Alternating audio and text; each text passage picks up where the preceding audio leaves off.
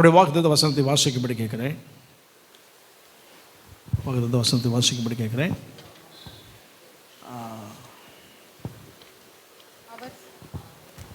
அவர் சொல்ல ஆகும், அவர் கட்டளையிட நிற்கும். மனதில் வருது, பாஸ் இன்னைக்கு சொன்னது தப்பு. ஏன் அப்படின்னா, வாசிங்கன்னு சொல்லக்கூடாது, மனப்பாடமாக சொல்லுங்கன்னு சொல்லியிருக்கணும். ஆமாம், மனப்பாடமாக சொல்லணும். எல்லாம் பைபிளை பார்க்காம இந்த இதையும் பார்க்காம சொல்லணும். அவர் சொல்ல ஆகும், கட்டளையிட நிற்கும். கர்த்தருக்கு பயம் பண்ணுவதாக. முதல் வாரத்தில் வேணால் இன்னும் வாசிப்போம், ரெண்டாவது வாரம்லாம் மனப்பாடமாக கடை சொல்லணும். ஆமாம், இந்த எல்லை விட போகும்போது இந்த மாதம் முடிவுக்குள் இந்த வசனம் மனதில் பதித்திருக்க வேண்டும். இரும்பு ஒளிகளினாலே கல்லில் செதுக்குவது போல செதுக்கி வச்சிடணும். வசனம் என்னைக்கு உதவும். ஆமாம், கர்த்தருக்கு மகிமை உண்டாவதாக. சங்கீதக்காரன் சொல்லுகிறான், அவர் சொல்ல ஆகும், கட்டளையிட நிற்கும். அவர் சொன்னால் போதும். ஒரு பாட்டு உண்டு, நீ சொன்னால் போதும் செய்வேன் அப்படின்னு. செய்வதற்கு சொல்வது மாத்திரமல்ல, காரியங்கள் நடப்பிக்கப்படுவதற்கும் அவர் சொல்லணும். ஆமாம், அவர் ஆழங்களை பார்த்து வற்றிப்போ என்று சொன்னார். அது வற்றி போயிடுச்சு. கர்த்தருக்கு மகிமை உண்டாவதாக.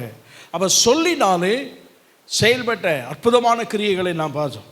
போன வாரத்தில் கட்டளையிடுகிற தேவன் சாயங்காலத்தில் அவர் கட்டளை, நமக்கு கொடுக்கிற கட்டளை, இயற்கைக்கு கொடுக்கிற கட்டளைகள், கர்த்தருக்கு மகிமை உண்டாவதாக, எதிராளிக்கும் கொடுக்கிற கட்டளைகள். ஆமாம்,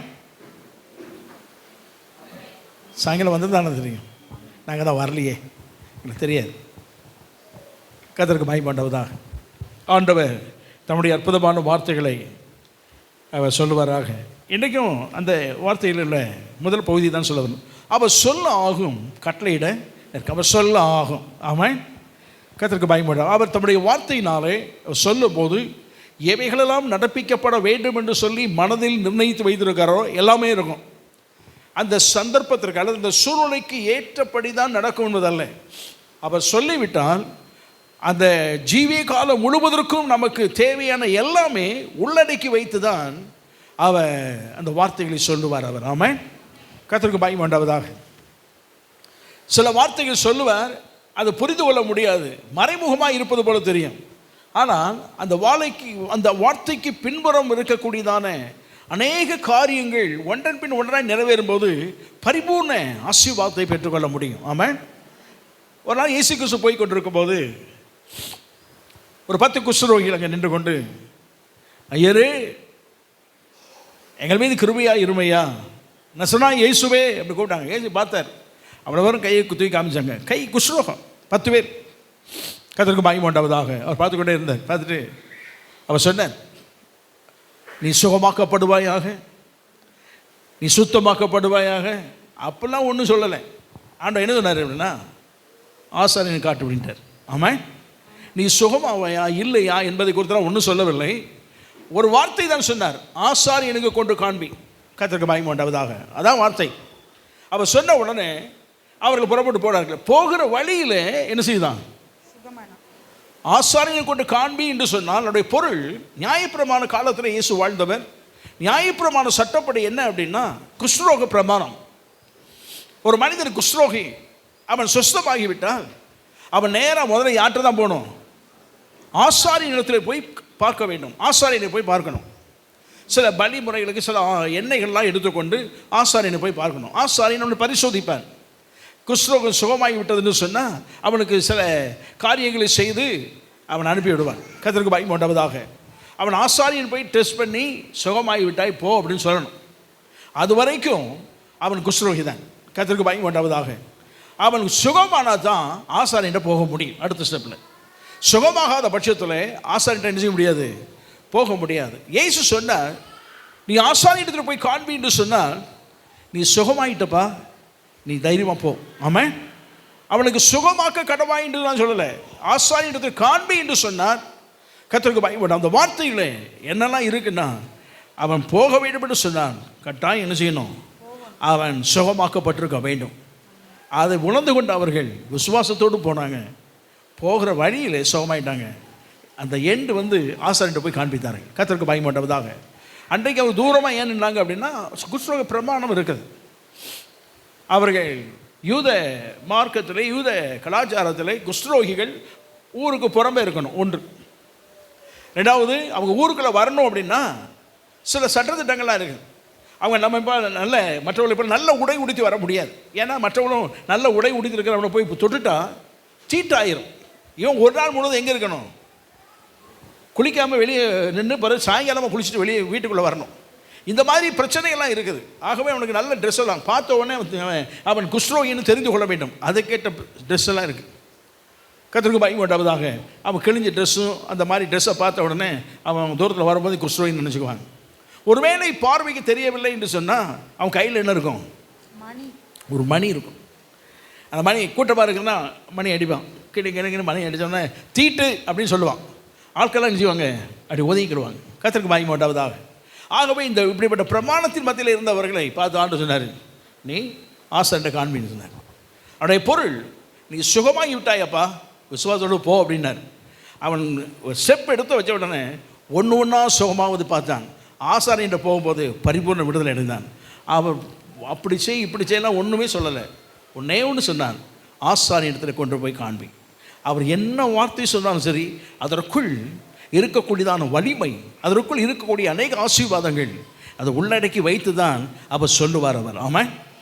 போன வாரத்தில் ஆண்டோட போய் கேளுங்க, ஆண்டோட வார்த்தை கேளுங்க, சொல்லுன்னு கேளுங்க அப்படி சொன்னேன். எத்தனை பேர் போய் கேட்டீங்களோ தெரியாது, எத்தனை பேருக்கு ஆண்டோட வார்த்தை சொன்னாரோ நமக்கு தெரியாது. ஆமாம். ஒரு வேளை சொல்லாவிட்டால் இந்த வாரம் போய் ஆண்டவரே நீங்கள் சொல்ல வேண்டும் கேளுங்கள், கர்த்தருடைய வார்த்தை கட்டாயம் வரும். ஆமாம். அவர் சொல்லுவார். கர்த்தருக்கு பயப்பட்டவதாக நமக்கு உள்ள வார்த்தைகளை, நமக்கு தேவையான அனுகூலமான வார்த்தைகளை கர்த்தர் பரத்திருந்து கட்டளையிடுவாராக. ஆமாம். கர்த்தருக்கு பயப்பட்டவதாக.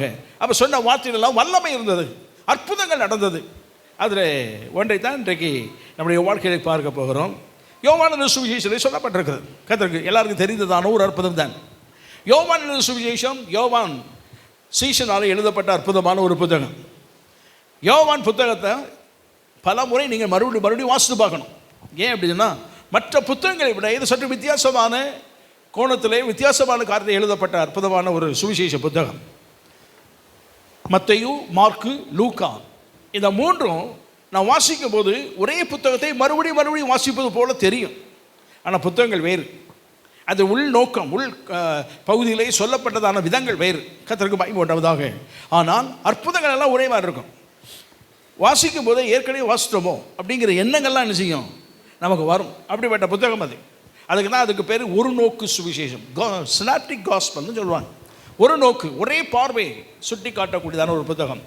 அந்த 4வது சுவிசேஷம் என்று சொல்லப்படுகிற ஒன்று கர்த்தருக்கு பயப்பட்டவதாக. யோவான் அது தனித்தன்மை உள்ள ஒரு புத்தகம். கர்த்தருக்கு பயப்பட்டவதாக. அந்த புத்தகத்தில் மற்ற புத்தகத்தில் ஏராளமான அற்புதங்களை குறித்து சொல்லப்பட்டிருக்கிறது. ஆனால் இந்த யோவான் புத்தகத்தில் 7 அற்புதங்கள் தான். ஆமாம். இங்கே தான் இருக்கீங்களா? இந்த யோவான் புத்தகத்தில் 7 அற்புதங்கள் சொல்லப்பட்டது. 8வது ஒரு அற்புதம் உண்டு. மாம்சத்தில் இருந்தபோது 7, உயிர்த்தெழுந்த பிறகு சீசருக்கு செய்த அற்புதம் 1, மொத்தம் 8. ஆனால் மாம்சத்தில் இருந்தபோது செய்த அற்புதங்கள் 7. அவன் இந்த அற்புதங்களை செய்யும் போது அவன் சொல்லுகிறான், அற்புதங்களை செய்த இயேசு யார் என்பதை நீங்கள் புரிந்து கொள்ள வேண்டும் என்பதை குறித்து அவன் நீங்கள் எழுதியிருக்கிறான். கர்த்தருக்கு பயப்பட்டவதாக. அந்த 7 என்பதற்கு அவன் கொடுத்த காரணம் என்னன்னு நமக்கு தெரியாது. 7 தான் எழுதப்பட்டது, பரிசுத்த ஆவியினால் சொல்லப்பட்டு 7 தான் எழுதப்பட்டது. ஏன் தெரியாது. ஆனால் 7 என்பது பரிபூர்ணத்தை சுட்டி காட்டுகிறது, முழுமையை சுட்டி காட்டுகிறது. நம்முடைய தேவன் எப்பொழுதுமே நிறைவுள்ளவர். ஆமாம். கர்த்தருக்கு பயப்படு. 7 என்பது இந்த எண் முழுமையை காட்டுகிறது, பரிபூரணம், தேவனுடைய ஆளுமையை காட்டுகிறது. கர்த்தருக்கு பயப்பட்டவதாக. ஆகவே அந்த பரிபூர்ணம், தேவனுடைய ஆளுகை, தேவத்துவம் இவையெல்லாம் சுட்டி காட்டக்கூடிய அந்த எண் 7. ஆகவே தான் பரிபூர்ணமாக இந்த இலையில் எழுதிவிட்டானோ எனக்கு தெரியாது. இதெல்லாம் நம்முடைய பகுதி. கர்த்தருக்கு பயப்பட்டவதாக. ஆகவே இந்த 7 அற்புதங்களிலே ஒவ்வொரு அற்புதங்களிலும் தேவன் அல்லது இயேசு கிறிஸ்து யார் என்பதை அவர் நிரூபித்து காட்டியிருக்கிறார். கர்த்தருக்கு பயப்பட்டவதாக. நிரூபித்து காட்ட விதங்கள் என்ன அப்படின்னா அவர் சொன்னது தான். ஆமாம். கர்த்தருக்கு பயப்பட்டவர். நமக்கு தெரிந்த ஒரு பகுதி முதல் அற்புதம். இந்த முதல் அற்புதத்தை தெரியாத கிறிஸ்தவ உலகத்தில் யாருமே என்ன செய்ய மாட்டாங்க. இங்கே தான் இருக்கீங்களா? என் பேர் மனோகரன். இங்கே தான் இருக்கீங்களா? சரி. இந்த முதல் அற்புதம் தெரியாத நபர் யாருமே இருக்க மாட்டாங்க. அப்படி கிறிஸ்தவ உலகத்தில் தெரியலைன்னு சொன்னால் ஒன்று ரட்சிக்கப்படாமலே இருக்கணும், சர்ச்சைக்கு வராதவனாக இருக்கணும். பைபிள் வாசிக்காதவனாக இருக்கணும். ஆமாம். ஆக இந்த முதல் அற்புதம் எல்லாருக்கும் தெரிந்த ஒன்று, எடுத்துக்கொள்ளும்படி கேட்குறேன். கர்த்தருக்கு பயப்படாததா அவர் சொல்ல ஆகும் கட்டளையிட நிற்கும் என்று சொன்னோம். அதில் இவைகளை சொன்ன வார்த்தை 2 வார்த்தை தான் எடுக்க விரும்புகிறேன். கர்த்தருக்கு பயப்படாததாக அவர் சொன்னார். வாசியுங்கள் 7ஆம் வசனத்தை 2:7 வாசியுங்கள். இயேசு 8 வாசிங்க. இயேசு வேலைக்காரரை நோக்கி ஜாடிகளிலே தண்ணீர் நிரப்புங்கள் என்றார். அவர்கள் அவைகளை நிறைய நிரப்பினார்கள். அவர் அவர்களை நோக்கி, நீங்கள் இப்பொழுது மோண்டு பந்தி விசாரிப்புக்காரனிடத்தில் கொண்டு போங்கள் என்றார். அவர்கள் கொண்டு போனார்கள். கர்த்தருக்கு பயப்படாததாக நான் வாசித்த இந்த பகுதி 2ஆம் அதிகாரம் 7ஆம் 8ஆம் வசனம், யோவான் சுவிசேஷம் 2:7-8 சொல்லப்படுகிறது. அவர் சொன்ன வார்த்தைகளை இவன் அடுக்கி அவன் எழுதியிருந்தாலும் இங்கே சொல்லப்பட்டது 2 வார்த்தை தான். வார்த்தைகள்னு சொல்ல விட சில வார்த்தைகள், 2 வார்த்தைகள். தண்ணீர் நிரப்புங்கள், கொண்டு போங்கள். ஆமாம். அவர் சொன்னார், அவ்வளோதான். அவர் சொன்னதுக்கு பெரிய அதை செய்யணும் இதை செய்யணும் அப்படி அதெல்லாம் ஒன்றும் சொல்ல. தண்ணீர் நிரப்புங்கள், கொண்டு போங்கள். அவர் சொல்ல ஆகும். எதை மனதில் வைத்து சொன்னாரோ அது அப்படியே ஆயிடுச்சு. ஆமாம். கர்த்தருக்கு பயப்படாததாக அதை தான் இந்த காலவேளையை பார்க்கும்படி விரும்புகிறேன். கர்த்தருக்கு ஸ்தோத்திரம் உண்டாவதாக. அவர் சொன்னார். இயேசுக்கு செய்த அற்புதங்களிலே முதல் அற்புதம் என்ன நடந்தது அப்படின்னு சொன்னால், நம்முடைய நாட்களிலே நம்முடைய ஊரில் இப்போது இருக்கிற சூழ்நிலையில் திருமணம் சொன்னால் எத்தனை நாள் நடக்கும்? 1 நாள். திருமணம் சொன்னால் ஒரு காலகட்டத்திலே நம்முடைய நாட்டிலே திருமணம் சொன்னால் 1 வாரம் நடந்தது. நமக்கு அதெல்லாம் ஞாபகம் இருக்காதுன்னா அந்த காலத்தில் நம்ம பிறக்கலை. 1 வாரம் நடந்த திருமணம் கொஞ்சம் குறுகி 5 நாட்கள் ஆனது. இன்னும் கொஞ்சம் குறுகி 3 நாட்கள் ஆனது. எல்லாம் ஒத்தப்படையிலே சொல்லணும். சரி, நான் தெரியல எப்படி. சரி, கடைசியில் இதாக மாறிட்டு 1 நாள் ஆகிட்டு எல்லாம் ஒத்தப்படையிலே வந்துச்சு. சரி, கர்த்தருக்கு பயப்படாததா. ஏன் அப்படின்னா, ஒன்றும் பொருளாதார பிரச்சனை, வருவதற்குள்ள வாய்ப்புகள் வசதிகள் இல்லை. இப்படி இன்னும் கொஞ்சம் பார்த்தோன்னா மத்தியானம் கல்யாணம்னா காலையில் வருவாங்க. காலைல வரும்போது புறப்பட்டு வரும்போது ஏறக்குறைய 10 மணி ஆயிரும். கல்யாணத்தில் இருப்பாங்க. மத்தியானம் சாப்பாடு முடிஞ்ச உடனே அடுத்த ஆள் வீட்டுக்கு நினைச்சிருவாங்க, போயிடுவாங்க. இன்னும் ரொம்ப காலங்கள்லாம் ஒரு மாதிரி ஆனால வீட்டில் வைத்ததுக்கு தான் முந்தின நாளே ஆள் வந்து உட்காந்துருவாங்க. எங்கள் அண்ணன் கல்யாணம் நடக்கும் போதெல்லாம் பார்த்துருக்குறேன். 2 நாளைக்கு முந்தையே விருந்தாலாம் நினச்சிடுவாங்க. அப்போ நான் சின்ன பையன், விருந்தாலாம் வந்துடுவாங்க. நமக்கு ஒன்று நம்ம ஜாலியாக விளையாடுறது தானே அப்படின்ட்டு அதெல்லாம் நமக்கு ஒரு இதாக தெரியாது. 2 நாளைக்கு முன்னே அவங்க அப்பா குடும்பத்தில் உள்ளவங்க, அம்மா குடும்பத்தில் உள்ளவங்க அப்படிலாம் அவங்க ஒவ்வொருத்தராக வந்துடுவாங்க. அப்படி வந்துட்டு அங்கே வீடு களை கட்டிக்கிட்டு இருக்கும். நிறைய வீடு நிறைய ஆள் இருக்கும். அதாவது எங்கள் வீடு சும்மா சின்ன வீடெலாம் பிடிக்க மாட்டாங்க. எங்கள் அப்பா பிடிச்ச பெரிய வீடு தான் பிடிப்பாங்க. அது ஒரு தெருவில் ஏறினா அடுத்த தெருவில் போய் இறங்கும், அப்படி இருக்கும் வீடு. அதனால் யார் எங்கே படுத்துருக்கானே பிரச்சனை கிடையாது. அங்கங்கே கிடைக்கிற இடத்துல படுத்துக்க வேண்டியதான். மொட்டை மாடி இருக்கும், அதுவும் சேர்த்து படுத்துக்க வேண்டியதான். அதனால் வருவாங்க, அப்படி எல்லாம் தங்குவாங்க. அது ஒரு காலகட்டம் 2 நாளைக்கு முந்தைய இருந்தது. அதுக்கப்புறம் அப்படிலாம் பார்க்கல. வீட்டில் கல்யாணம் முடிக்கும் போது நாமளே எதாவது மாறிட்டோம். நம்ம காரியம் அப்படி தான் இருக்குது. இதுக்கு வீடு வசதி இல்லைன்னா மண்டபத்தை வச்சுருக்காங்க. காலையில் கல்யாணம் வந்து சாப்பிட்டு அதுக்கப்புறம் மண்டபத்துலேயும் தங்க முடியாது, பெட்டி கட்டி வீட்டுக்கு ஓடி போயிருங்கிற மாதிரி இருக்கும். யூதருடைய கல்யாண முறைகள்லாம் குறைந்தபட்சம் 7 நாள் நடக்கும். 7 நாட்கள், குறைந்தபட்சம் 5 நாட்கள். கருத்துக்கு மாய்மாண்டாவதா 7 நாட்கள் நடக்கக்கூடிய, அதில் 7 நாட்கள் திருமணம் நடக்குன்னா திருமண விழாக்கள் போல் நடந்து கொண்டே இருக்கும். அதில் முதல் 2-3 நாட்களுக்கு அந்த ஊரில் உள்ள உங்களுக்கு தெரிஞ்ச விஐபிகளுக்கு தான் முதலிடம். விஐபி ஐஸ்வர்யவானாக இருந்தாலும் அதில் கல்வி மான்கள் அல்லது அங்கே உள்ள மத குருக்கள் அப்படி இருக்கிற பெரிய பெரிய ஆட்களுக்கு முதல் 2-3 நாள் வச்சுருவாங்க. அவங்களுக்கு விருந்து அங்கே நடக்கும். ஏன் அப்படின்னா முதல் தரமான திராட்சை ரசம் யாருக்கு தான் கிடைக்கும்? அவங்களுக்கு தான் கிடைக்கும். சூப்பராக கிடைக்கும். அவங்க சாப்பிட்டுட்டு அவங்க எல்லாம் இருந்து எல்லாம் பங்கு பெற்று போயிடுவாங்க. இந்த 3ஆம் 4ஆம் நாட்கள் அப்படி வரும்போது தான் சாதாரணமான ஆட்கள் எல்லாம் என்ன செய்வாங்க, அங்கே கூப்பிடுவாங்க. இயேசு எத்தனை நாள் அழைத்திருந்தாங்க? இயேசு கல்யாண வீட்டு காணவர்கள்னு அழைக்கப்பட்டிருந்தார். எத்தனை நாள்? அப்படிலாம் சொல்ல வேண்டாம், நீங்கள் வாசிக்கணும்னு அர்த்தம். 3ஆம் நாள். எந்த நாளும் கொடுத்தாங்களா? 3ஆம் நாள். நம்ம ஊரில் நடத்தாத ஒன்று அங்கே நடத்தியிருக்காங்க. 3ஆம் நாள் எத்தனை பேர் கல்யாணம் வச்சுருக்கீங்க? உங்களை கேட்கலாங்க. எத்தனை பேர் வைப்பாங்க அப்படி கேட்பேன். 3ஆம் நாளில் எத்தனை? 3ஆம் நாள் உங்களுக்கு தெரியலை. செவ்வாய்க்கிழமை யார் கல்யாணம் வைப்பா? அந்த கேள்வி கேட்டால் தான் தெரியும். செவ்வாய்க்கிழமை யார் வைப்பா? ஏன் செவ்வாய் என்னதான் யாருமே? நீ வச்சுருக்கியா? சரி, ஒரு ஆள் நம்மகிட்ட இருக்கு, சொல்லலாம், எங்கேனாலும் போய் சொல்லலாம். சரி, நானே செவ்வாய்க்கிழமை எங்கள் வீட்டில் புதன்கிழமை வைடா அப்படின்னு சொல்லிட்டு கல்யாணம் ஒரே இது பிரச்சனை. என் கல்யாணத்துக்கு நான் வச்சது செவ்வாய்க்கிழமை தான்.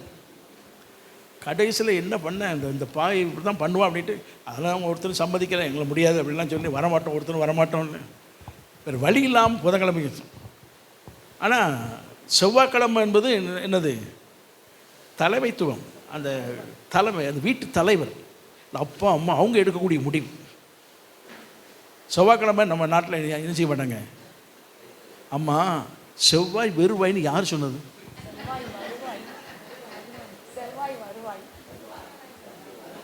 வருவாய். செவ்வாய்க்கிழமையே எங்களிடத்தில் வருவாய், பல விதங்களிலே தருவாய். செவ்வாய்க்கிழமை நல்ல நாள்லன்னு யார் சொன்னது? இங்கே தான் வச்சுக்கிட்டாங்க. அப்படி செவ்வாய்க்கிழமை நாட்களையும் நேரங்களையும் உண்டாக்கினவர், குறிப்பிட்டவர் நம்முடைய ஆண்டவர். ஒவ்வொரு நாளும் உருவாக்கப்படும் போது இந்த நாளிலே உருவாக்கிறது செவ்வாய்க்கிழமை மட்டும் ரொம்ப மோசமானது, அடுத்த நாள் பார்த்துக்கோன்னு சொல்லலை. எல்லா நாளும் என்னதுன்னு கண்டாராம்? நல்லது என்று கண்டார். ஆகவே தான் ஆண்டுக்கு பயங்கர கோபம். நான் உண்டாக்கியிருக்கிற நாள், நான் உண்டாக்கியிருக்கிற நேரங்கள், காலங்கள் எல்லாமே என்னுடையது.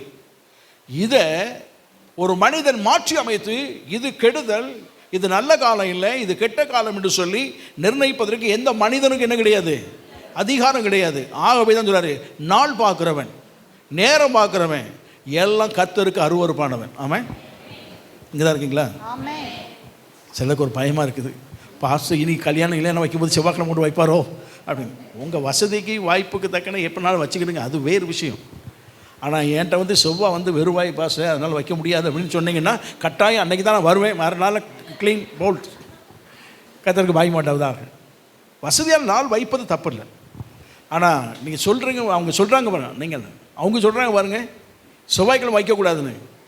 ஆனால் ஆண்டவர் செவ்வாய்க்கிழமை தான் போனார். ஆமாம், கர்த்தருக்கு பாய். ஏன்னா ஆண்டவருக்கு தெரியும் இந்த ஆட்களெல்லாம் வேண்டான்னு சொல்கிற நாளில் நாம் போய் நின்னாதான் எந்த குறைவு வந்தாலும் ஆசீர்வாதம் உண்டு. ஆமாம், கர்த்தருக்கு பாய் மாட்டாவதாக. உன்னை மனதில் வைத்துக்கொள்ள வேண்டும்.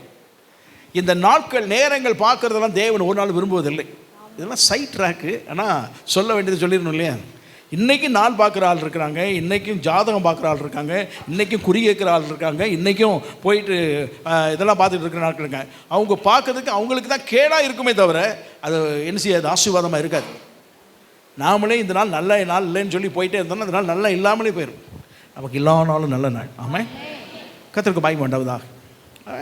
நம்முடைய வாழ்க்கை இயேசு கிறிஸ்து அந்த நாளில் என்ன செய்தார்? அவர் அங்கே போய் உட்கார்ந்துருந்தார், கல்யாண வீட்டுக்கு அழைக்கப்பட்டிருந்தார். அப்போ இயேசுவை எப்படி கூப்பிடுவாங்கன்னு, விஐபி கூப்பிட்ட காலம் போயிடுச்சு, நாட்கள் போயிட்டு. இயேசுவை அவர்கள் சாதாரண மனிதராக தான் எண்ணினார்கள். ஏன்னா இயேசு கிறிஸ்து பிரபலமாக்கப்படலை. ஏன்னா முதல் அற்புதமே அப்போ தான் என்ன செய்யுது, நடக்குது. இயேசுவை பற்றி யாருக்கு தெரியாது? மரியாளுடைய குமாரன் என்பது தெரியும், ஆனால் பிரபலமாக்கப்படவில்லை. கர்த்தருக்கு பயன்படுவதாக அவர் அங்கே எங்கேயும் போய் சீசர்களெல்லாம் கூப்பிட்டு ஒரு குரு அது அவர் ஒரு போதகர் என்ற எல்லையிலே ஒரு வேலை தெரிந்திருக்கலாம். ஏன்னா சீசர்கள் இருக்கிறாங்க அங்கே. அவர் சீசரோடு உள்ளே போய் கல்யாண வீட்டில் உட்காந்துருந்தார். உட்காந்து 12 பேரோட சுற்றி உட்காந்து உறவுகளோடு உட்காந்து பேசிட்டு இருந்திருப்பார். இயேசுவின் தாய் எங்கேருந்து ஓடி வந்து, மகனே திராட்சரசம் என்ன செய்யிட்டு குறைபட்டு போயிட்டு. கர்த்தருக்கு பயன்படுவதா? அப்போ குறைபட்டு போயிட்டுன்னு சொன்ன உடனே ஆண்டு சொல்றாரு, ஸ்திரீயே உனக்கும் எனக்கும் கேள்வி ஒன்று, பதில் வேறு. நான் வாசிக்கும் போதெல்லாம் வாசிட்டு போயிடுறோம். நம்ம மற்ற ஆட்களை சொல்லுவோம் ஸ்திரீன்னு சொல்லிட்டாரு, ஆண்டவர் மரியாதை கொஞ்சம் கீழே இறக்கி தள்ளிட்டாரு, அதனால அப்படின்னு தாய்க்கு கொடுக்க வேண்டிய கனம் மகிமையெல்லாம் என்ன செய்தார். ஆனால் அந்த எல்லையில் என்ன நடந்தது என்பதை நம்ம யோசிக்கணும், புரிந்து கொள்ள முடியாது. நான் இருக்கிறேன் இந்த சர்ச்சுக்கு, புரிந்து கொள்வதற்கு சொல்கிறேன், இந்த சர்ச்சுக்கு நல்ல ஆம்பிளிஃபையர் சிஸ்டர் இதெல்லாம் தூக்கி வீசிட்டு புதுசு வாங்கணும். ஒரு 5 லட்ச ரூபா தேவைப்படுது. 5 லட்ச ரூபா கொடுக்கக்கூடிய ஒரு ஆள் இருக்கிறாரு அப்படின்னு வச்சுக்கோமே. நான் அவர்கிட்ட போய் ஜெபம் பண்ணுங்க பிரதர், என்ன சொல்லுங்கள், ஜெபம் பண்ணுங்க பிரதர், மைக் செட்டெல்லாம் நல்லா தான் பார்த்து இது பண்ணுவோம், ஒரு 5 லட்ச ரூபா தேவைப்படுது, அதுக்காக ஜெபம் பண்ணுங்கன்னு சொன்னால் என்ன அர்த்தம்? 5 லட்ச ரூபா கொடுக்கக்கூடிய தகுதி உங்கள்கிட்ட என்ன செய்யுது இருக்குது. நீர் நினச்சா என்ன செய்யலாம், கொடுத்துடலாம் அப்படிங்கிறது தான் பொருள். தானே? ஆமாம், நாம் சொன்னது வேறு, மனசை நினச்சிருந்தது. இதைத்தான் இயேசுவின் தாய் வந்து இயேசு இடத்துல சொல்லுகிறார், திராட்சை ரசம் குறைபட்டு போயிற்று. அப்படின்னா அவள் மனதில் உள்ளது என்ன என்பதை நம்ம பார்க்கணும். கொஞ்சம் நல்ல கண்ணாடி போட்டு பூத பாருனா, இயேசு கிறிஸ்து மேசியா என்பது அன்றைக்கு யூத குலத்தில் யாருக்கும் என்ன செய்யாது, தெரியாது, மரியாதை தவிர. ஆமாம், மரியாதை தெரியுமா தெரியாதா? கட்டாயம் தெரியும். ஏன்னா தேவதூதன் இறங்கி வந்து தான் எழுதியிருக்கிறான், உன் வயிற்றில் நீ கர்ப்பவதியாக ஒரு குமாரனை பெறுவாய் என்று கன்னியாக இருக்கும் போதே சொல்லிட்டு போனது. அதே போல் கன்னியாக இருக்கும் போதே உற்பத்தியாகி கிறிஸ்து அவரிடத்திலே பிறந்தார். ஆமாம். ஆகவே தேவதூதனாலே முன்னறிவிக்கப்பட்டு சொல்லப்பட்டு அதை பெற்றெடுத்த தாய்க்கு தெரியும் இவர் தான் மேசியா என்பது கட்டாயம் தெரியும். எந்த தாயும் தன் மகன் பிரபலம் அடைய வேண்டும் என்று விரும்பாமல் இருப்பாங்களா? நல்லா சொல்லுங்க, உங்களை கேட்குறேனே, உங்கள் பையன் நல்ல பிரபலமாக்கணும் விரும்புவீங்களா மாட்டீங்களா? கட்டாயம் விரும்புவீங்க. என் பையன் ஒரு பாட்டு பாட மாட்டானா அப்படின்னு அப்படியே ஒரு ஏக்கம் ஒன்று நினச்சிக்கும். என் பையன் ஒரு பாட்டு பாட மாட்டான். எங்களுக்குள்ளே இப்படி இருக்குன்னா சமுதாய அடிப்படையில் எப்படி இருக்கும்? அப்போ இவர் மேசியா இன்னும் என்ன செய்யலை, பிரபலமாக்கப்படலை. அவர் வந்து இந்த சான்ஸ் ஒரு நல்ல ஒரு சான்ஸ் வந்து கேட்குறார். திராட்சரசம் குறைபட்டு போயிட்டுன்னு சொன்னதோட அவன் நிப்பாட்டியது மனசுக்குள்ளே ஒரு சத்தம் ஒதுக்கி, my son, this is the wonderful time to show that you are the messiah of the world.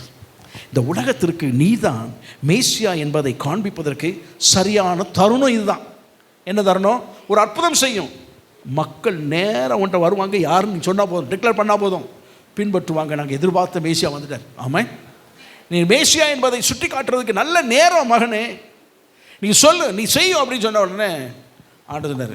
ஆண்டு பதில் பாருங்க, ஸ்திரீயே உங்களுக்கு எனக்கு என்ன அப்படின்னா, என் வேலை இன்னும் அற்புதம் செய்வதற்கு ஆண்டவர் ஏதாவது வேலை பார்த்தாரா? அதாவது நேரத்தை பார்த்தாரா?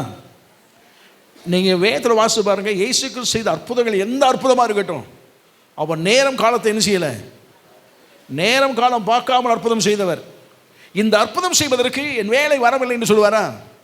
அவர் என்ன சொன்னார்னா, தாயே நீ மேசியா என்பதை டிக்ளேர் பண்ணுறதுக்கு இது தருணம் என்று சொல்லுகிறாய், அந்த வேலை இப்போது வரவில்லை, பிதாவுக்கு அடுத்தது.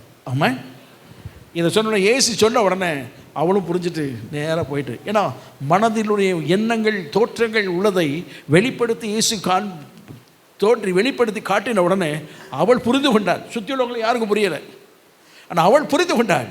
சரி, இது டைம் இல்லை போல், நம்முடைய மகனுக்கு ஒரு நாள் வரும் அப்படின்ட்டு அவள் போயிட்டான். கர்த்தருக்கு பயமாட்டவதாக போகும்போது ஒன்றே ஒன்று சொல்லிட்டு போயிட்டான். என்னம்மா போய் கேட்டீங்களே, என்னம்மா உங்கள் மகன்கிட்ட போய் கேட்டீங்களா, ஏதாவது வழி இருக்குதா?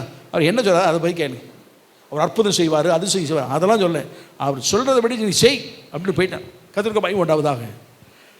அங்கே இயேசு கிறிஸ்து உட்கார்ந்த உடனே அடுத்த ஸ்டெப், ஒரு செகண்டாக ஒரு நிமிஷம் கூட ஆகலை, வேலைக்காரங்க வந்தாங்க. ஐயா என்ன? 2 வார்த்தை. அவர் சொல்லாகும் கட்டளையிட ஜாடிகளை தண்ணீர் ஊற்று மொண்டு கொடு. ஆமாம், வேறு ஒன்றும் அதுக்கு ஜபமோ அதுக்கு வந்து அப்படி பண்ணுறது இப்படி பண்ண ஒன்றுமே செய்யலை. ஜாடிகளை தண்ணீர் ஊற்று மொண்டு கொடு. அது என்ன ஆக வேண்டும் என்பதற்கு தண்ணீர் வந்து விசேஷமாக வெளியே இருந்து அங்கேருந்து கொண்டு வாங்க, எங்கேருந்து கொண்டு வர சொன்னால் தண்ணி கொண்டு வந்துருப்பாங்க. அதாவது கற்சாடி வெளியே இருக்குது, கற்சாடி அது வெளியே இருந்து வர கை கால் கழுவுவதற்கு பயன்படுத்தக்கூடியதான கற்சாடி. அது கல் இசை விட ஒரு பெரிய ஜாடி, அது 2-3 குடம் பிடிக்கக்கூடிய ஜாடி அது. ஆனால் அது ஆட்டோ சொல்லாரு, அதை நிரப்புங்கப்பா கொடுங்க. 2 வார்த்தை தான். அந்த 2 வார்த்தைக்குள்ளே நிரப்புங்கள் என்று சொல்லும்போது அது அவங்களுக்கு ஆச்சரியம் இல்லை. தண்ணீரால் நிரப்புங்கன்னு சொன்ன உடனே அது அவங்களுக்கு ஆச்சரியம் இல்லை. ஏன்னா எல்லாரும் தண்ணீராக நினச்சிவாங்க. அது தண்ணீர் ஊற்றுறது எல்லோரும் பார்க்குறாங்க தான் செய்கிறாங்க. தண்ணீர் ஊற்றும் போது எல்லாம் அது ஒன்றும் பிரச்சனையாக தெரியல. எடுத்து கொடுன்னு சொன்னார்ல, அப்போ தான் எல்லாருக்கும் திக்குன்னு என்னடா அது தண்ணீரை ஊற்ற சொன்னார், கொடுக்க சொல்கிறாரு அப்படின்னு சொல்லும் போது, ஊற்றும் போது அவர்கள் மன நிறைவோடு ஊற்றுறாங்க. கொடுன்னு சொல்லும்போது அதிர்ச்சி. ஆனாலும் அவர் என்ன சொல்கிறார் அதுபடி செய்யுங்கன்னு சொல்லிட்டார்ல, அவருடைய வார்த்தை என்னமோ தெரியாது. கொண்டு போய் கொடுக்கும்போது, அதுவும் பப்ளிக்காக ஊற்றுங்கன்னு சொல்லலை, பப்ளிக்காக எல்லோரும் கொடுங்க சொல்ல, பந்தி விசாரணை செய்யணுன்ற கொடுங்கிறார். பந்தி விசாரணைக்காரன் அப்படி டேஸ்ட் பண்ணிவிட்டு கிடச்சிதா சந்தோஷம்ப்பா, குடித்தா அதிர்ச்சி. அவனுக்கு சொன்னான், மனவாளனை பார்த்து சொன்னான், எங்கப்பா வச்சுருந்த இந்த திராட்சை ரசத்தை முதல் 2-3 நாள் கொடுத்துருக்குறேன் திராட்சை ரசம், எல்லா வீடுகளிலும் பந்தி விசாரணை செய்யும் போது கொடுத்துருக்கேன் திராட்சை ரசம், இதே போலத்த திராட்சை ரசம் யாருக்கும் நான் கொடுத்ததில்லை, நான் பார்த்ததே இல்லை. இந்த திராட்சை ரசம் அவ்வளவு அற்புதமானதாக இருக்கிறதே, எங்கே வைத்திருந்தாய்? அவனுக்கே தெரியாது. அவன் மணமகளை கையில் பிடிச்சிட்டு இருப்பானா, சாப்பாடை வச்சுட்டு இருப்பானா, அவங்களுக்கு சாப்பாடை குறித்து கவலையே இருக்காதுங்க. கல்யாணம் மாப்பிள்ளையும் பொண்ணும் உட்காந்துருப்பாங்க, ஆட்கள் வந்து பார்ப்பாங்க, எல்லாம் வாங்க. ஒருத்தர் வந்து சாப்பாடு போயிட்டு, மாப்பிள்ளை அல்லது பொண்ணு சாப்பாடு குறைஞ்சி போச்சுன்னு சொன்னால் அவன்கிட்ட போய் யாராவது ஒன்றும் சொல்ல மாட்டாங்க. அப்படி சொன்னால் கவலைப்படுற ஆட்கள் அவங்க, எங்கள் அப்பா பார்த்துக்காரு நீங்கள் போயா அப்படின்ட்டுருவாங்க. அவங்களுக்கு தெரியும் ஏதாவது ஒன்று நடக்கணும், அதை பற்றி கவலை அவங்க பட மாட்டாங்க. அவன்கிட்ட போய் சொல்கிறாங்க, இப்போ இவ்வளவு திராட்சை ரசம் இவ்வளவு ருசிகரமானதை எங்கே வைத்திருந்தாய்? அவனுக்கு ஒன்றும் புரியலை. ஆனால் ஜனங்கள் ருசிகரமானதை சாப்பிட்டுட்டு மகிழ்ச்சியோடு போயிட்டாங்க. ஆமாம், நடந்த சம்பவம் இதுதான். இது அவர் செய்த முதலாம் அற்புதம். மகிமைப்படுத்தினார், தம்மை நினைச்சாரா மகிமைப்படுத்தினார். என்ன மகிமைப்படுத்தினார்? என்ன அவர் யார் என்பதை மகிமைப்படுத்தினார். அவருடைய வார்த்தையின் வல்லமை எப்படிப்பட்டது என்பதை மகிமைப்படுத்தின தேவன் அவர். ஆமாம், கர்த்தருக்கு மகிமை உண்டாவதாக. 2 வார்த்தை தான், அதுக்கு தான் நம்ம காத்திருக்கிறோம். ஆண்டவரே நீர் எங்கள் இடத்துல ஒரு 2 வார்த்தை சொல்லும், அந்த 2 வார்த்தைக்கு நாம் காத்திருக்கிறோம். அப்போ சொன்னால் போதும், பரிபூர்ண ஆசீர்வாதத்தை பெற்றுக்கொள்ள முடியும். ஆமாம், சகலமும் நேர்த்தியாய் பெற்றுக்கொள்ள முடியும். கர்த்தருக்கு மகிமை உண்டாவதாக. என்ன அப்படின்னா, தண்ணீர் கொண்டு ஊற்றுவானா, அந்த தண்ணீர் எப்படி இருக்கும்? தண்ணீருக்கு நிறம் கிடையாது, கிடையாதா? வாசனை கிடையாது. தண்ணீருக்கு அடுத்தாக்கள் என்ன கிடையாது? ருசி கிடையாது. தண்ணீருக்கு ருசி இருக்குதா? டீ கடைக்கு போய் டீ குடிக்கிறோம், பச்சை தண்ணி மாதிரி இருக்குது அப்புறம் என்ன அர்த்தம்? ருசியே இல்லைன்னு அர்த்தம். தண்ணி மாதிரி இருக்குன்னா தண்ணிக்கு என்ன கிடையாது? ருசி கிடையாது. டீ கொடுத்தோமா, சூப்பர்ப்பா தண்ணி மாதிரி இருக்குது அப்படி எவ்வளோ குடிச்சிக்கிட்டு இருக்கணும், குடிப்பானா? நான் அது ஒரு டேஸ்ட்டு அப்படின்ட்டு குடிப்பான்னு நினைக்கிறேங்க. தண்ணி மாதிரி இருக்குன்னு 4 ஏச்சு ஏசுவான். அப்போ தண்ணி என்ன கிடையாது? ருசி கிடையாது, விலையும் கிடையாது.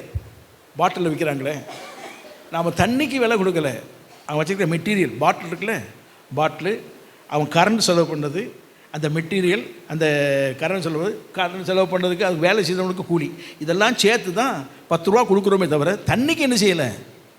தண்ணி எங்கேருந்து அவனுக்கு கிடைக்குது? பூமியிலேருந்து கிடைக்கிது, ஆறுலேருந்து கிடைக்கிது, நதியிலேருந்து கிடைக்கிது.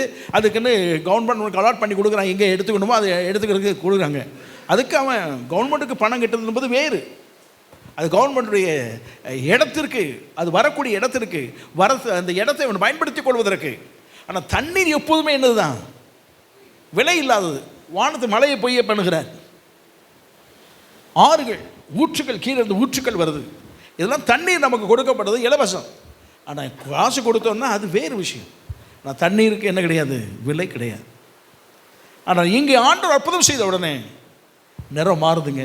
ஆமாம், ஊற்றும் போது நிறம் இல்லை, எடுக்கும்போது நிறம். ஆமாம், கர்த்தருக்கு மகிமை உண்டாவதாக. ஊற்றும்போது நிறம் இல்லை, எடுக்கும்போது நிறம். அடுத்தாக்கில் ஊற்றும்போது வாசனை இல்லை, இப்போ வாசனை அப்படி திராட்சை ரசத்தின் வாசனை அவர் அருமையாக இருக்கும். ஆமாம், கர்த்தருக்கு மகிமை உண்டாவதாக. அடுத்தாப்புல அது வெளியே போய் வாங்கினா என்ன கொடுக்கணும்? காசு கொடுக்கணும். கர்த்தருக்கு மகிமை உண்டாவதாக. அடுத்த குடிச்சு பார்த்தா அப்படி கண்ணு மூடி திறக்கும். ஆமாம், அவ்வளோ ருசிகரமானது. இப்போ எல்லாமே அங்கே இருக்குது.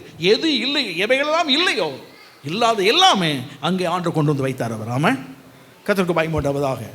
அப்போ ஆண்டவர் இதை கொடுத்த உடனே அவன் யார்? பந்தி விசாரணைக்காரன் சொல்கிறான், இதை போல எங்கும் நான் சாப்பிட்டதில்லை, குடித்ததில்லை. ஆமாம், அப்போ நம்முடைய ஆண்டவரை குறித்து அவர் சொல்லாக கட்டையிட்டு இருக்கணும் சொல்லுகிறார், அது அப்படியே ஆகிவிட்டது. கர்த்தருக்கு மகிமை உண்டாவதாக. அப்போ நம்முடைய தேவன் சொற்களின் தேவன் என்று, வல்லமை வார்த்தையின் வல்லமை உள்ள தேவன் என்று சொல்கிறோம். ஆனால் அந்த எல்லையில் நம்முடைய தேவன் தரத்தின் தேவன். Amen. God of quality. Amen. எந்த பொருளை எடுத்தாலும் நாம் எதான் கேட்குறோம்? ஒரு பொருளை கேட்குறோம், நல்ல குவாலிட்டியாக கொடுங்க பாருங்க. நல்ல குவாலிட்டியாக கொடுங்கன்னு தமிழில் கேட்டால் தான் அவனுக்கு என்ன செய்யும்?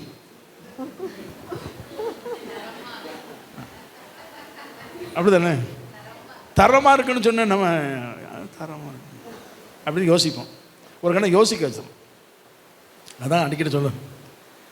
ஒருத்தர் கிராமத்துக்கு ஆட்டங்கிட்டார். புகை வண்டி நிலையம் போகும் வழி எங்கே? என்னது? சரி, ரயில்வே ஸ்டேஷன். அப்படி கேளு தமிழில் அப்படின்னு. அந்த மாதிரி குவாலிட்டி.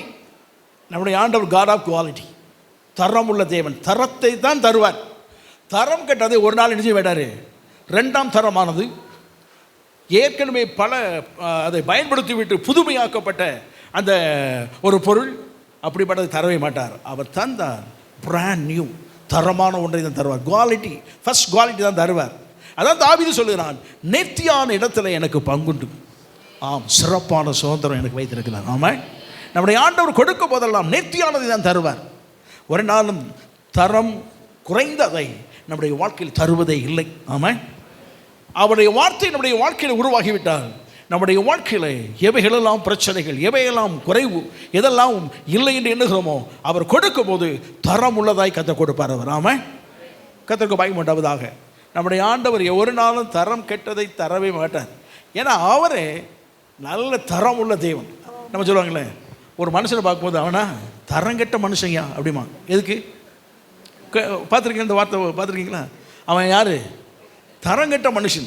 ஏன் எப்படி சொல்கிறாங்கன்னா, அவனுடைய நடவடிக்கைகள், அவன் பேச்சுக்கள், அவனுடைய கிரியைகள், அவனுடைய செயல்பட ஒன்றும் எப்படி இருக்காது, சாதாரண மனிதனுக்கு, குடும்பத்திற்கு, யாருக்கும் ஒத்துப்போகாது, சமுதாயத்திற்கு எல்லாவற்றையும் மோசமானவன் என்பதை சொல்லுவதற்கு அவன் தரங்கெட்டவன் தான். நம்முடைய ஆண்டவர் எப்போதும் தரம் உள்ளவர், நல்ல குவாலிட்டி அவர்கிட்ட இருக்குது. ஆமாம், ஆகவே தான் ஒரு மனிதனுக்குள்ள அவர் பிரவேசிக்கும் போது தரம் கெட்டுப்போன ஒரு மனிதன் தரம் உள்ளவனாய் மாறுகிறான். வாசனை இல்லாத ஒரு மனிதன் வாசனை நிறைந்தவனாய் மாறுகிறான். அவனுக்கென்று தனித்தன்மை இல்லாத இருக்கும் போது ஒரு புதிய தனித்தன்மையை கர்த்தருக்கு உருவாக்கி கொடுக்கிறார் அவர். ஆமென், கர்த்தருக்கு பயன் உண்டாவதாக. அப்போஸ்தலனாகிய பவுலை குறித்து வேதத்தில் வாசிக்கிறோம். அவன் சபைகளை பாழாக்கினான். அடுத்த ஒரு பெர்மிஷன் வாங்குறது போகிறான். அவங்கள அடித்து நொறுக்குனது, சவுக்குனால அடித்து நொறுக்கி ஓட விரட்டது மாத்திரம் இல்லை, இனி ஓடுறதை விட வெட்டி காலி பண்ணிடணும், அதுக்கு பெர்மிஷன் வேணும்னு போகிறான். ஆண்டவர் சந்தித்த உடனே எந்த மனிதன் சபையை பாழாக்கினானோ அதே மனிதனை வைத்து சபைகளை கட்டும்படியாய் கர்த்தர் கிரியை செய்தார் அவர். ஆமாம், இன்னொரு விதத்தை நாம் சொல்லணும்னா, ஆனால் சொல்லக்கூடாது, அவனும் யூத மார்க்கத்தில் நல்ல பக்தி வைராக்கியம் எல்லாம் இருந்தவன் தான். ஆனால் கிறிஸ்துவுக்குரிய தரம் இல்லாத ஒரு மனிதனை கிறிஸ்துவுக்காக, பரலோகத்தின் மேன்மைக்காக நல்ல தரம் உள்ள மனிதனாக கர்த்தர் மாற்றி அமைத்தார் அவர். ஆமாம், இங்கே தான் இருக்கீங்களா? கர்த்தருக்கு பாய் உண்டாவதாக. தரமுள்ள காரியத்தை கர்த்தர் செய்கிறவர், கர்த்தருக்கு பாய் உண்டாவதாக. நம்முடைய ஆண்டவரை போல நல்ல தேவன், தரமானதை அவர் செயல்படுத்துகிற தேவன் அவர். ஆமாம், இந்த இதுக்கு நிறம் இல்லை, இதுக்கு வாசனை இல்லை, இதுக்கு விலை இல்லை, இதுக்கு கலர் கிடையாது, ஒன்றுமே கிடையாது. ஆனாலும் திராட்சரசமாக மாறினதுக்கப்புறம் எல்லாமே நினைச்சிட்டு நம்முடைய வாழ்க்கையில் எவைகளெல்லாம் இல்லை என்று இல்லாமல் இருக்கிறதோ அவைகளை எல்லாம் தேவன் நமக்கு தந்து ஆசீர்வதிக்கிற தேவன் அவர். நாம அப்போ தான் ஒரு காலகட்டம் நம்ம பார்த்துருக்கோம். தெருவில் மோசமானவனாக இருப்பான், அடிப்படி சண்டை, அவங்ககிட்ட போகவே முடியாது, டென்ஷன் பார்ட்டி, முன்கோபக்காரன், இப்படிலாம் இருக்கிற ஆட்கள். ஆனால் என்றைக்கு இயேசு சொன்ன வார்த்தையின்படி ஜாடிக்குள்ளே வந்துட்டாங்களோ, வெளியே எடுக்கும் போது அவன் தரம், அவனுடைய வாழ்க்கை மாற்றம். ஆமாம், அதுக்கப்புறம் சொல்கிறாங்க, முன்பு பயங்கர கோபக்காரங்க, பயங்கரமாக இருப்பான், இப்போ என்னன்னு தெரியல, சர்ச்சுக்கு போயிட்டு வந்தான், அவன் வாழ்க்கையே மாறிட்டு, வாழ்க்கைன்னு செய்யிட்டு. இங்கே தான் இருக்கீங்களா? ஒரு சர்ச்சை சொல்லக்கூடாதோ, சரி, இயேசு கிறிஸ்து வந்துட்டான். இயேசு இடத்துல வந்த பிறகு வாழ்க்கைன்னு செய்யிட்டு மாறிவிட்டான். முன்பு கோபக்காரன், கொலைகாரன், மோசமானவன், இன்றைக்கி மாறிட்டான். கர்த்தருக்கு பாய் உண்டாவதாக. ஏன் என்று சொன்னால், தேவன் ஒரு மனுஷனுடைய வாழ்க்கையில் பிரவேசிக்கும் போது பழையவைகளை எல்லாம் ஒளிந்து எல்லாமே புதிதாய் மாறுகிறது. ஆமாம், ஆள் அதுதான். தண்ணீர் ஊற்றப்படும் போது அந்த கல் ஜாடி தான், ஜாடியெல்லாம் மாற்றலை, ஜாடி உடனே பளபளப்பாக்க கிடப்பது, கடகடன்னு அடி பளபளப்பாயிட்டு கலர் ஜாடியிலே வர கடவுது, டிசைன் வர கடவுது. அதுக்கப்புறம் தான் தண்ணீரை மாற்றணும் இல்லை. அது எப்படி முதல்ல இருந்ததோ அதே மாதிரி தான் இருந்தது. ஆமாம், ஊற்றப்பட்டு எடுக்கும் போதான வித்தியாசத்தை பார்த்தாங்களே தவிர ஜாடியில் வித்தியாசம் இல்லை. இந்த மனிதனில் தோற்றத்தில் வித்தியாசம் இருக்காது. இவன் கை கால் அப்படி தான் இருக்கும். பார்க்க முன்பு எப்படி பார்த்தோமோ அப்படி தான் இருப்பான். ஆனால் வாழ்க்கையிலிருந்து முன்பு வந்ததான வார்த்தைகளை விட இன்னைக்கு வருகிற வார்த்தை மனமுள்ளதாக இருக்கும். வாழ்க்கையை மனம் வீசக்கூடியதாக இருக்கும். வார்த்தையை கிருபை நிறைந்ததாக இருக்கும். இவருடைய செயல்பாடுகள் எல்லாம் மேன்மையை, கர்த்தருடைய வல்லமை, அற்புதத்தை வெளிப்படுத்தக்கூடியதாக இருக்கும். ஆமாம், நிறைய சொல்லலாம். கர்த்தருக்கு பயந்து உண்டாவதாக. எனக்கு ரொம்ப பிடிச்ச ஒரு பகுதி, கொலோசு சபையில் ஒரு பெரிய ஒரு அதிபதி இருந்தார். அவர் வீட்டில் தான் நடந்தது மீட்டிங். கொலோசையிலே பிலமோன் தான் ரோம் அதிகாரி அவர் இருந்தார். அவர் வீட்டுக்கு ஆண்டை பற்றி சொல்வதற்கு பவுல் போவான். கொலோசு சபையை கட்டி எழுப்பின பவுல் சில காலம் அங்கே தங்கியிருக்கும் போது, 1-2 மாதங்கள் தங்கியிருக்கும் போது மீட்டிங்கள் நடத்திட்டு இன்னொருத்த கொடுத்து போயிடுவான். மறுபடியும் வரும்போது அங்கே பார்த்துட்டு வருவான். அப்படிப்பட்ட காலகட்டத்தில் வீட்டில் திறந்து கொடுத்துட்டாரு ரோம் அதிகாரி. ப்ரேயர் பண்ண எல்லோரும் வருவாங்க. ஆனால் வரும்போது, உள்ளே வரும்போது கட்டளை என்ன தான், கை கால் கழுவிட்டு தான் உள்ளே என்ன செய்யணும், வரும். அது அவங்களுடைய முறை. ரெண்டாவது ரோடு வசதிகள் அப்படி தான். இப்போ நமக்கு இருக்கிற ரோடு வசதிகள் அன்றைக்கி என்ன செய்யாது, கிடையாது. அது கற்களினால் நடந்தது, மண்ணு போட்டு நடந்திருப்பாங்க. வண்டிகளும் ரதங்கள் தான் இருக்கும். குதிரை வண்டிகள் இருக்கும், மாட்டு வண்டிகள் இருந்திருக்கலாம். ஆனால் தெரு முழுதும் அசுத்தமாக நிச்சயம் இருக்கும். வண்டி போக போக எல்லாம் மண்ணோட மண்ணாக கலந்து அப்படி போயிருக்கும். ஆனால் அதனால் வீட்டுக்கு வர்றவங்க என்ன செய்வாங்க, காலை கழுவிட்டு தான் வீட்டுக்குள்ளே என்ன செய்வாங்க, வருவான். அப்போ அவங்க ஆள் வந்த உடனே அவங்க காலை கழுவுவதற்கு அங்கே ஒரு ஆள் இருப்பான். யூதருடைய முறைமைப்படி கால்களை கழுவுவதற்கு ஒரு அடிமை எங்கே இருப்பான், வாசலில் உட்காந்துருப்பான். ஒரு பெரிய மாளிகை வீடு, பெரிய வீடு, அதுக்கிட்ட ஒரு இடத்த திறந்து கொடுத்துருக்காரு. அங்கே வாசலில் உட்காந்துருப்பான். அந்த வாசலில் உட்காந்துருக்கிற அது ஒரு அடிமை. வாசலில் உட்காந்துருக்கிறவன் வீட்டுக்குள்ளே வர முடியாது. வீட்டுக்குள்ளே இருக்கிறதுக்கு அடிமைகள் இருப்பாங்க. சமையல் வேலை பண்ணுறது, வீட்டை சுத்தம் பண்ணுறது, எல்லாம் பண்ணுறதுக்கு ஒரு வேலைகள் இருப்பாங்க. அடிமைகள் பல விதத்தில் ஒவ்வொரு ஏரியாக்களும் வச்சுருப்பாங்க. ஒரு ஏரியாவில் உள்ள அடிமை இன்னொரு ஏரியாவுக்கு வர முடியாது. அவன் கால் கழுவுவதற்கும் தண்ணீர் ஊற்றுவதற்கும் பாதரட்சி அவிழ்ப்பதற்கும் உள்ள ஒரு அடிமை. யோகசானம் சொன்னால அப்படியே பாதரட்சியின் வாரை அவிழ்ப்பதற்கு எனக்கு என்ன கிடையாது. அப்போ என்ன, அடிமைகளிலும் பயங்கரமான அடிமை தான் வெளியே உட்கார வச்சுருப்பாங்க. அந்த அடிமை வேலை செய்வது கூட எனக்கு என்ன கிடையாது சொன்ன அவன். அதே போல் அடிமை அவன் ஒனேசிமு அப்படிப்பட்ட ஒரு அடிமை. உள்ளே அவன் வீட்டை வேணால் எட்டி பார்க்கலாம், அப்படி வீடு நல்லா இருக்குது, உள்ளே வர முடியாது. ஆனால் ஒரு நாள் எட்டி பார்க்கும்போது அவர் பணக்காரர்ல, ரோம் அதிகாரி, காசெல்லாம் வச்சுருந்துருக்காரு. அவர் வச்சுட்டு உள்ளே போகணுன்னு பணத்தை பார்த்து எடுத்துகிட்டு ஓடிட்டான்.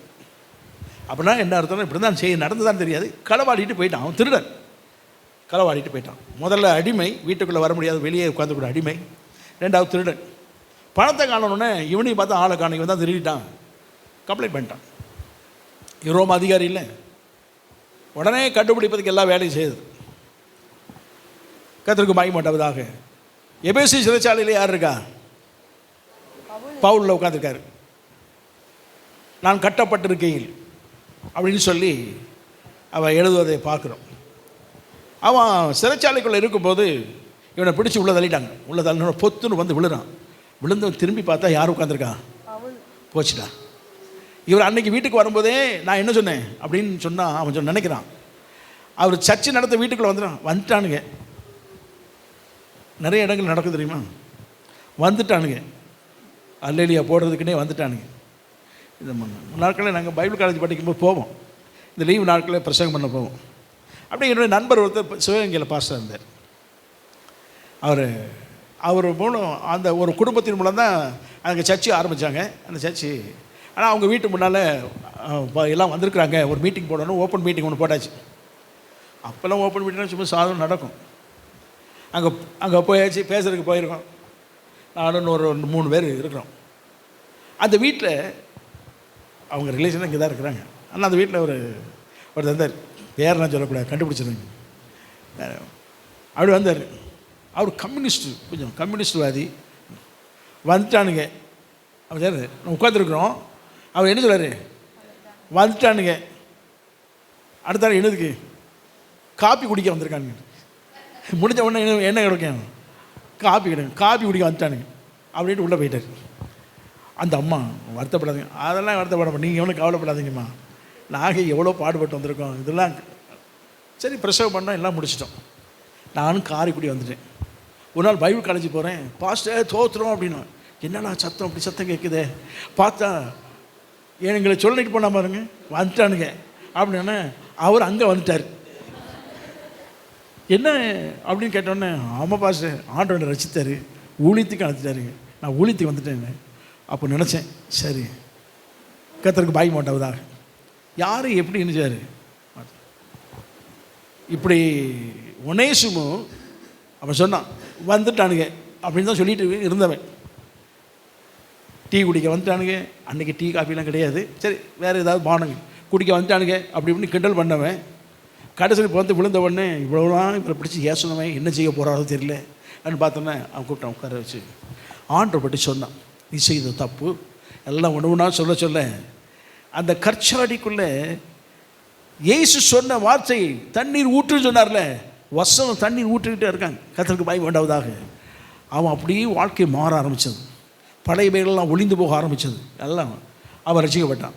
அதான் பவுல் எழுதுகிறான், சிறைச்சாலையிலே நான் பெற்ற மகனாகிய ஒனேசிமு. ஆமாம், அப்படின்னா என்ன அர்த்தம், அவன் அவனுக்கு ஆவிக்குரிய தகப்பனாக இருந்து அவனை ரிஷிப்பின்பாக நடத்திட்டான். அவன் நல்லாயிட்டானோட விடுதலை பெற்றுட்டாங்க. விடுதலை பெற்றவொடனே இங்கே வா, நேராக வேறு எங்கே போகாது, எங்கே போ, உன் எஜமான்ட்டு போ, லெட்டர் தாருன்னு எழுத நிருபம் தான் அது, பிலிப்போனுக்கு நிருபம். அவன் கொண்டு வந்து கொடுத்த உடனே பிலிப்போன் பார்க்குறான், பாவி ரசிக்கப்பட்டியா, சரி ரொம்ப சந்தோஷம்.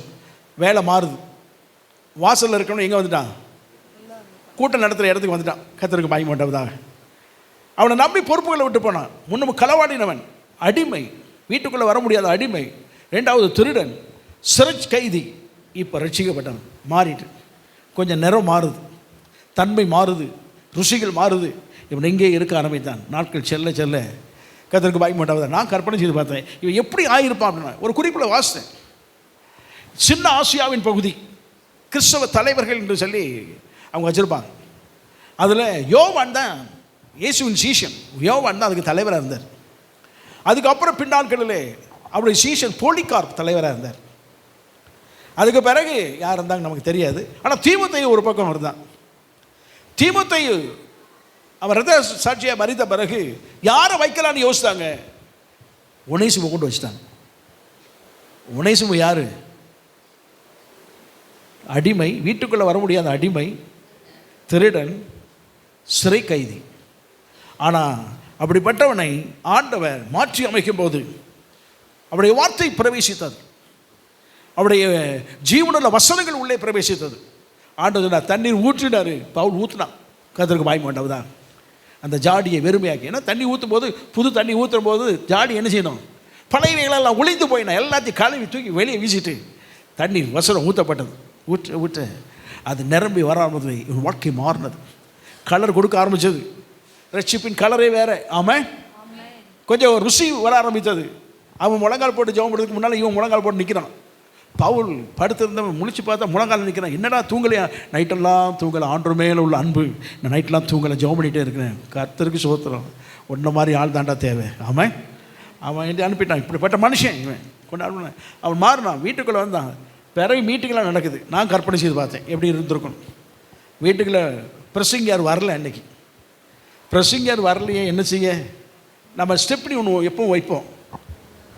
ஒருத்தரை கூப்பிடுவோம், ஆனால் அவர் வரமாட்டான்னு தெரியும், ஆனால் வருவேன்னு வாக்கு கொடுப்பாரு. ஆனால் அவர் கூப்பிடும்போது இன்னொரு பாஸ்டிங் சேர்த்து என்ன செய்கிறது, ஏன்னா அவர் வரலைன்னா ஒரு ஸ்டெப்னி கட்டாயம் என்ன செய்யணும் வேணும் அப்படின்னு பார்த்தாங்க. ஸ்டெப்னி இல்லை அப்படின்னா இன்னொரு பிரசங்கிப்பதுக்கு ஆள் இல்லை. உடனே ஒரு சொன்னான், ஒனேசிமு இருக்கான்ல, சாட்சி சொல்லப்பா அப்படின்னா. ஒனேசிமுக்கு ரொம்ப சான்ஸ், இதுதான் ஃபர்ஸ்ட் சான்ஸ். அவன் எழுந்து சொன்ன போது ருசித்தவர்கள் எல்லாம் சொன்னாங்க, இதற்கு முன்பு இதை போல ஒரு சாட்சியை நாங்கள் கேட்டதில்லை. ஆமாம், அந்த ருசிகரம் கொடுக்க ஆரம்பித்த உடனே எப்போ இன்னொரு நாள் ஒரு வசனத்தை சொல்லினாங்க. வசனத்தையும் பிரசங்கம் பண்ண ஆரம்பித்தான். அவன் பிரசங்கிக்க வெளியே போய் பிரசங்கம் பண்ண ஆரம்பித்தான்.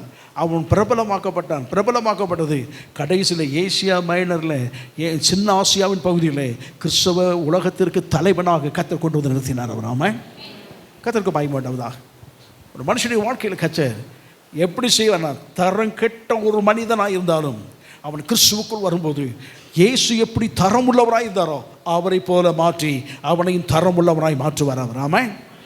இந்த அற்புதத்தின் மூலம் தேவன் சொன்ன ரெண்டே வார்த்தை, ஊற்று மொண்டு கொடு, கர்த்தருக்கு பயமாண்டாவதாக. அதை செய்ததன் மூலமாக அவர் எப்படிப்பட்டவர் என்று காண்பிக்கும் போது நம்முடைய ஆண்டவர் காட் ஆஃப் குவாலிட்டி. ஆமாம். இந்த எல்லை விட்டு நீங்கள் போகும்போது ஒருவேளை ரட்சிப்பின் அனுபவங்கள் முழுமையாய் பெறாமல் இருந்திருப்பேன்னு சொன்னால் ஆண்டவரை கேளுங்க, நீர் எனக்கு சொல்லுமையா ரெண்டு வார்த்தை. அந்த வார்த்தைகள் வரும்போது இந்த எல்லை விட்டு நீங்கள் போக புது ரசமாக கற்று கொண்டு போவார். ஆமாம். புதிய ரசமாக கற்று கொண்டு மாற்றி அமைப்பார் நம்முடைய வாழ்க்கையில். ஆண்டவரை கேட்ப, ஆண்டவரே நீர் என்னை புது ரசமாக மாற்று. ஆமாம். புது ரசத்துக்கு எப்போது புது துருத்தி தாங்க வேணும். ஆமாம். பழைய துருத்தியில் வைக்க முடியாது. ஆண்டவர் சொன்னார், புது ரசம்னா என்னது வேணும்? புது துருத்தி தான் வேணும். பழைய வாழ்க்கைகளை கொண்டு போய் வச்சா ஒன்று அது பஸ்ட் ஆயிரும், இல்லைன்னா இவன் பஸ்ட் ஆயிரும். இதுக்குத்தான் தொடர்புகளெல்லாம் நல்லா செய்யணும், நல்ல பழக்க வழக்கம் இருக்கணும். நம்ம ரட்சிக்கப்பட்ட உடனே நம்முடைய தொடர்புகள் எல்லாம் பழக்கம் இருக்க, நம்ம பழக்கத்திற்கு போங்க வாங்க குட் மார்னிங் எல்லாம் போட்டுட்டு வரலாம். ஆனால் அவன் செயல்பாடுகளோடு போய் ஒட்டிக்கிட்டு இருக்கக்கூடாது. இங்கே தான் இருக்கீங்களா? அதான் பழைய துருத்தி. அது புது ரசம். இது கொண்டு போய் ஊற்றுனா புது ரசத்தின் வல்லமை துருத்தி கிழிச்சுப்படும், கிழிச்சிடும், அங்கே சரிப்பட்டே வராது.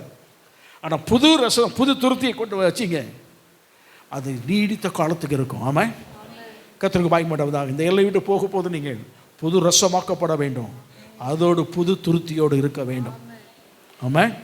நல்ல தெய்வ அனுபவங்கள், தெய்வ பிள்ளைகளோட அனுபவங்கள் இருக்கணும், தெய்வ பிள்ளைகளோட உறவுகள் இருக்கணும், தெய்வ பிள்ளைகளோட ஐக்கியம் இருக்கணும். அவரோடு உட்காந்து ஜெபம் பண்ணணும், அவரோட நேரம் எடுத்து பேசணும், வசனங்களை பேசணும், வசனங்களை பகிர்ந்து கொள்ள வேண்டும்.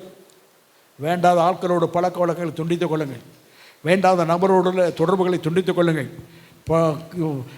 பழைய வாழ்க்கையில் நமக்கு இருக்கக்கூடிய அனுபவங்கள், இருக்கக்கூடியதான கேடான அனுபவங்களை கொண்டு வந்து நம்ம இப்போ வைத்திருந்ததான நபர்களோடுள்ள பழக்கங்களை துண்டித்துக் கொள்ளுங்கள். ஆனால் அவனை வெறுத்து விடுங்கள் சொல்லலை, துண்டிச்சிருங்க. நம்முடைய ஐக்கியம் பிதாவோடும் குமாராய் கிறிஸ்துவோடு இருப்பதாக. ஆமாம். கர்த்தருக்கு மகிமையுண்டாவதாக. நம்முடைய வாழ்க்கையில் ஒன்று வைத்துக் கொள்வோம், நாம் புது ரசமாக்கப்பட வேண்டும். அப்போ சொல்லுவார், புது ரசம் அந்த கச்சாடி இதுதாங்க. கச்சாடியில் மாற்றலாம் இருக்குது. அதுக்காக ரசிக்கப்பட்ட உடனே டக்குன்னு 2 கொம்பு முளைச்சிடும்னா, கொம்பு முளைச்ச எல்லாரும் யார் யார் ரசிக்கப்பட்டவன் சொல்கிறான், எல்லாம் சொல்கிறான் அவன் ரசிக்கப்பட்டிருக்கான் போல அப்படின்வான். ஏன்னா தலையில் என்ன இருக்குது? 2 கொம்பு இருக்குது அப்படி. ஆண்டவர் மாற்றங்களாக வர மாட்டார். பழைய ட்ரெஸ் தான், பழைய தோட்டம் தான், பழைய கண்ணாடி தான், பழைய ட்ரெஸ்ஸு தான், பழைய சப்பல் தான், பழைய எல்லாமே பழைய ஆள் தான். ஆனால் உள்ளே இருக்கான் பாருங்க புது ரசம். அவன் அதை எடுத்து பாடம் பண்ண வேண்டும். அவனை கூட்டத்தை பேசி அவனோட பழகும் போது தான் தெரியும் தன்மை என்ன என்பது தெரியும். ஆமாம். அவன் பேச்சினுடைய மகிமை தெரியும். நம்முடைய வாழ்க்கையில் புது ரசமாக்க ஆண்டவர்கிட்ட கேட்போம். 2 வார்த்தை மாத்திரம் சொல்லும். ஆமாம். அங்கே நீ சொன்னது தண்ணீர் ஊற்று மொண்டு கொடு. என்னிடத்தில் 2 வார்த்தை சொல்லும். ஐயா எதை சொல்ல போகிறீரோ அது வந்தால் நாங்கள் புது ரசமாக்கப்படுவோம். அதில் கலர் கொடுப்போம், அது விலை மதிப்பட்டதாய் மாறும். உடனே எடுத்தால் ஒரு வேலை, ஒரு 4 மாதம் கழித்து எடுத்தால் ஒரு வேலை, 1 வருஷம் கழிச்சா ஒரு வேலை, 100 வருஷம் கழித்து அதுக்கு விலை என்னன்னு நினைக்கிறீங்க? அப்படி ஒரு புதைப்பொருள் ஒன்று ஒரு 2 பாட்டில் கிடச்சிதுன்னா நம்ம குடிக்க மாட்டோம். 2 பாட்டில் கிடச்சிது, இப்படி கிடச்சிது 100 வருஷத்துக்கு முந்தைய உள்ள லேபிள் எல்லாம் வச்சு ஆதாரத்தை காமிச்சு கொடுத்தோன்னா எத்தனை கோடி கொடுத்து வாங்க ஆள் இருக்காங்கன்னு நினைக்கிறீங்க? அவரோட தன்மை வலிமை எவ்வளோ போயிட்டே இருக்கும். நம்முடைய அனுபவங்கள் பெருக பெருக பெருக, கிறிஸ்துவுக்குள் இருக்கிற அனுபவங்கள் பெருக பெருக விலை மதிப்பற்றவனாக கர்த்தர் நம்மை உயர்த்த வல்லவர். அவர் எல்லாம் இழந்தது ஜெபமா. ஆண்டவரே 2 வார்த்தைகளுக்கு சொல்லும், நாங்கள் புது ரசமாக்கப்பட வேண்டும். ஹல்லேலூயா. அவர் காட் ஆஃப் குவாலிட்டி. அவர் தரத்தை போல நம்மையும் தரம் உள்ளவராய் மாற்றுவார். ஒவ்வொரு அற்புதமும் அவர் யார் என்பதை தான் காமிக்கிறதுங்க. இந்த அற்புதத்தில் அவர் யார் என்பதை காண்பித்தது. இதே போல ஒவ்வொரு அற்புதம் இருக்கிறது. 7 அற்புதங்களில் ஒவ்வொன்றில் அவர் யார் என்பதை சுட்டி காட்டு. இந்த காலவில் ஒரு விஷயம் நம்மை தாழ்த்தி கொடுப்போமா? ஆண்டவரே எங்களிடத்தில் நீ சொல்லும் ஐயா, நீ சொல்ல ஆகும். நீ என்ன வார்த்தையை நினைத்து சொல்லுகிறதோ, எனக்கு பரத்திருந்து என்ன வார்த்தை என் குடும்பத்துக்கு வருகிறதோ அது அப்படியே ஆகும். நீ என்ன நினைத்திருக்கிறீ என்பதெல்லாம் அப்படி ஜீவிய காலம் முழுவதுக்குரியதாய் மாறும் ஐயா, மாறும். ஒன்றுமே இல்லை, வாசனை இல்லை, விலை இல்லை, நிறம் இல்லை, அதுக்கு ஒன்றுமே ருசி கிடையாது, ஒன்றும் கிடையாது, ஒன்றுமே இல்லாதவர்கள் நாங்கள். உங்களுடைய வார்த்தை வந்தால் போதும். எவைகளெல்லாம் இல்லை என்று உலகம் சொல்லுகிறதோ எல்லாமே இருக்கத்தக்க அளவில் தேவனைகளை மாற்றி அமைக்க வல்லவர். ஒரு விஷயங்களை தாழ்த்திருக்கிறோம் ஐயா, உம்மை போல மாற்ற வல்லவர். அவர் எவ்வளவு தரம் உள்ள தேவனோ அதே போல் நம்மை தரமுள்ள தேவ பிள்ளைகளாய் மாற்ற வல்லவர் அவர். ஆண்டவர் சொல்லுவோம், ஆண்டவரே நீர் கிருபை செய்ய வேண்டும் ஐயா, கிருபை செய்ய வேண்டும். ஹல்லேலூயா. ஸ்டீவன் ஜெபிக்க முடியும். வானத்திற்கும் பூமிக்கும் அதிபதியே, எங்கள் வாக்குமாறா தெய்வமே, யோசனையில் பெரியவரே, செயலிலே வல்லவரே, ஐந்து முடியாத பெரிய காரியங்களையும் எண்ணி முடியாத அதிசயங்களையும் உங்கள் வாழ்விலே செய்கிறவரே, ஹல்லேலூயா. சொல்ல ஆகும் நீர் கட்டளையிட நிற்கும் ஆண்டவரே, ஹல்லேலூயா. இந்த நாளிலே கொடுக்கப்பட்ட நல்ல வார்த்தைகளுக்காய் உமக்கு நன்றி. சாமுவேலை விட்டு சவுல் பிரிந்த போது கர்த்தர் அவனுக்கு வேறே ஒரு இருதயத்தை கொடுத்திருந்தது போல இந்த நாளிலே உம்முடைய சமூகத்தை விட்டு புறப்படுகிற உம்முடைய பிள்ளைகளாகிய எங்கள் ஒவ்வொருவருக்கும் கர்த்தர் வேறே புதுப்பிக்கப்பட்ட ஆண்டவரே, உருவாக்கப்பட்ட ருசியுள்ள ஆண்டவரே அப்பா ஒரு இருதயத்தை ஆண்டவரே, கலர்ஃபுல் ஹார்ட் ஆண்டவரே எல்லோருக்கும் கொடுத்து ஆண்டவரே எங்கள் ஒவ்வொருவரையும் ஆண்டவரே பிறருக்கு ஆசீர்வாத பாத்திரங்களாய் கர்த்தர் மாற்றி எங்கள் ஒவ்வொருவரையும் அனுப்பும்படிக்கு ஜெபிக்கிறோம். ஹல்லேலூயா. முன்பு ஒரு காலத்திலே ஹல்லேலூயா நாங்கள் தேவனை அக்கிரமத்தினாலும் பாவத்தினாலும் மரித்து போயிருந்த எங்கள் ஒவ்வொருவரையும் உம்முடைய வார்த்தையினாலே இரத்தத்தினாலே ஆண்டவரே எங்களை உயிர்ப்பித்து ஆண்டவரே எங்களை உம்முடைய சமூகத்திலே கொண்டு வந்து சேர்த்து ஆண்டவரே உம்முடைய சிங்காசனத்திலே அமரும்படியான பாக்கியத்தையும் எங்களுக்கு தந்திருக்கிறீர் ஆண்டவரே. ஒருவருக்கும் முன்பு பிரயோஜனம் இல்லாதவர்களாய் இருந்த எங்கள் ஒவ்வொருவரையும் கர்த்தருடைய ஊழியக்காரர்களாய், ஸ்தானாதிபதிகளாய், உம்முடைய பண்ணையாய், உம்முடைய மாளிகையாய் கர்த்தர் மாற்றி வைத்திருக்கிறீர் ஆண்டவரே. உலகத்திற்கு ருசி உள்ளவர்களாய் எங்களை ருசிக்கிறவர்கள் கர்த்தர் நல்லவர் என்பதை ருசிக்கட்டும் ஆண்டவரே. ஹல்லேலூயா. ஆசீர்வாதத்தோடு எங்கள் ஒவ்வொருவரையும் அனுப்பும். துதி கன மகிமை ஸ்தோத்திரங்களை உமக்கே தருகிறோம் இரட்சகர் இயேசு கிறிஸ்துவின் நாமத்திலே பிதாவே. ஆமென், ஆமென். ஆத்துமாவே கர்த்தரை ஸ்தோத்திரி, ஆத்துமாவே கர்த்தரை ஸ்தோத்திரி. ஆமென். நம்முடைய கர்த்தராய் இருக்கிற இயேசு கிறிஸ்துவின் கிருபையும் பிதாவாகிய தேவனுடைய அன்பும் பரிசுத்த ஆவியானவருடைய அந்யோன்ய ஐக்கியம், கிருபை, சமாதானம், சந்தோஷம் நாம் அனைவரோடும் இன்றும் என்றும் சதா காலம் இருப்பதாக. ஆமென். ஹல்லேலூயா, ஹல்லேலூயா, ஹல்லேலூயா.